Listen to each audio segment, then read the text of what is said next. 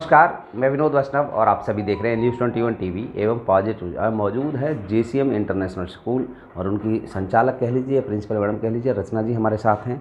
ये बताएंगे कि किस तरीके से सेशन 2023 और 24 के लिए अभिभावक दाखिला कराते समय आपकी क्या विशेषताएं देखें। दूसरा हम ये कहें कि कई वर्षों से निरंतर जो आपका स्कूल शिक्षा के माध्यम से बच्चों को उज्ज्वल भविष्य करने का काम कर रहा है, अभिभावक निरंतर जुड़ा हुआ आपसे, क्या कारण है?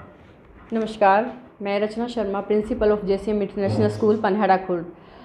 सर, जैसा कि आपने क्वेश्चन किया है कि हमारे साथ जो अभिभावक हैं वो निरंतर जुड़े हुए हैं, तो सर हम लोग अपनी एजुकेशन में सबसे पहले तो विद्यार्थियों को संस्कार देते हैं। उनको मॉर्निंग असेंबली में टीचर्स अपना विचार प्रस्तुत करते हैं, क्योंकि अगर बच्चों में संस्कार अच्छे होंगे तभी वे अपने विद्यार्थी जीवन में सक्सेस हो पाते हैं।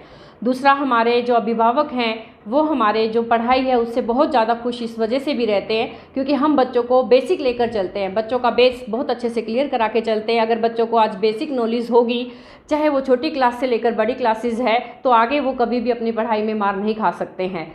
तीसरा, हम लोगों ने बच्चों के लिए कंप्यूटर की शिक्षा है जो वो लगातार ही उसमें प्रोग्रेस करा के चल रहे हैं। पिछले काफ़ी समय से कंप्यूटर क्लासेस हमारी चल रही हैं, क्योंकि बहुत से स्कूल्स ऐसे होते हैं कंप्यूटर क्लास सब्जेक्ट्स तो जोड़ देते हैं बट कराया नहीं जाता। हम लोग अपने बच्चों को निरंतर कंप्यूटर की थ्योरी प्रैक्टिकल दोनों करा के चलते हैं, क्योंकि अगर बच्चों में कंप्यूटर की नॉलेज है तो वह अपनी लाइफ में आगे भी सक्सेस हो पाता है। आजकल का जो युग है वो डिजिटल है, कंप्यूटर बहुत ज़्यादा ज़रूरी क्लासेस होती हैं।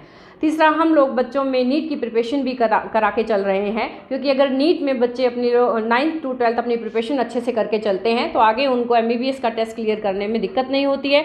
और दूसरा, गांव के जो विद्यार्थी होते हैं उनको शहरों में जाना पड़ता है कोचिंग के लिए, तो हम लोग ये सारी सुविधाएं यहीं करा के चलते हैं, जिससे हमारे अभिभावक बहुत अच्छे से हमसे जुड़े हुए होते हैं। एक हम सब ने सबसे बड़ी जो चीज़ है हमारे यहाँ पर स्पोर्ट्स पे बहुत ज़्यादा ध्यान दिया जाता है, क्योंकि खेल कूद भी होना चाहिए बच्चों में। अगर बच्चों में स्पोर्ट्स अच्छा है तो बच्चों का विकास भी होता है और मानसिक विकास और शारीरिक विकास दोनों ही होके चलता है।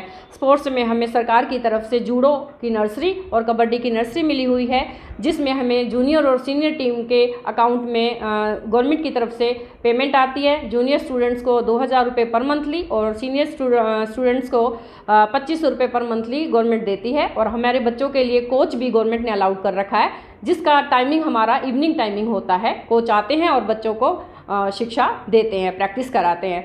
एक हम लोगों ने स्मार्ट क्लासेस भी चला रखी है। स्मार्ट क्लास होना भी ज़रूरी होता है, क्योंकि बच्चे आजकल नई टेक्नोलॉजी के साथ जुड़े हुए होते हैं, इसलिए स्मार्ट क्लासेस चल रही हैं।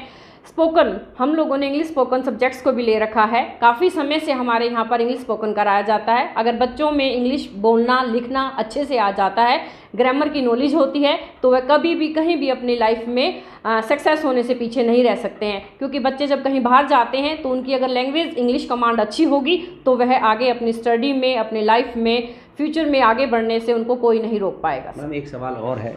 देखिए, आप स्वयं एक महिला हैं और बेटियों की शिक्षा के ऊपर हम बात करेंगे।